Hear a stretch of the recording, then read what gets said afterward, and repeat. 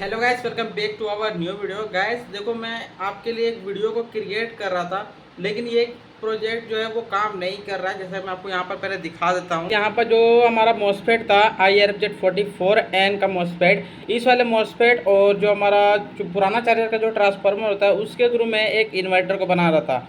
और ये पुराने वाले जैसा नहीं, ये काफ़ी ज़्यादा पावरफुल होता, तो उसके लिए मैं बना रहा था। और यहाँ पर लगभग देखा तो सब मैंने कनेक्शन कर भी लिया, बैटरी मैंने लगा दिया, सॉकेट लगा दिया, स्विच मैंने लगा दिया और बाकी सारे कंपोनेंट मैंने इस पर अटैचमेंट कर दिए हैं, लेकिन फिर भी ये काम नहीं कर रहा है, ये ख़राब हो चुका है। तो आज तो वीडियो नहीं आ पाएगा, और क्योंकि गणेश चतुर्थी भी है तो उसके लिए भी साउंड सिस्टम काफ़ी तेज़ यहाँ पर चल रहा है, तो उसके लिए भी मैं आपको प्रोजेक्ट नहीं दे पाऊँगा।